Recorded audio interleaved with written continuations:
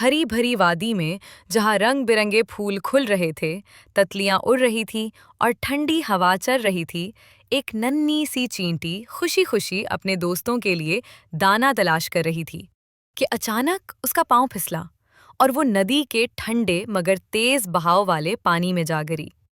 چینٹی گھبرا کر مدد کے لیے پکارنے لگی اور لہریں اسے ادھر ادھر بہا رہی تھیں۔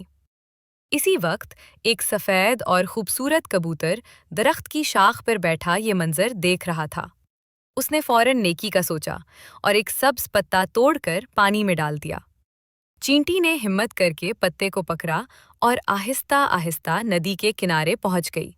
وہ کانپ رہی تھی مگر خوش تھی اور کبوتر کو شکریہ کہتے ہوئے بولی کہ وہ یہ احسان کبھی نہیں بھولے گی۔ وقت گزرا تو دونوں اچھے دوست بن گئے۔ چینٹی روز درخت کے پاس آتی اور کبوتر اس کی حفاظت کرتا۔ ایک دن جنگل میں ایک شکاری آیا اور کبوتر کو پکڑنے لگا۔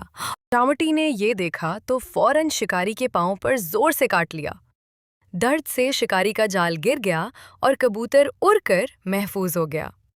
کبوتر نے خوش ہو کر چاونٹی کا شکریہ ادا کیا اور یوں دونوں نے سیکھا کہ نیکی کبھی ضائع نہیں جاتی اور سچی دوستی مشکل وقت میں ہی پہچانی جاتی ہے۔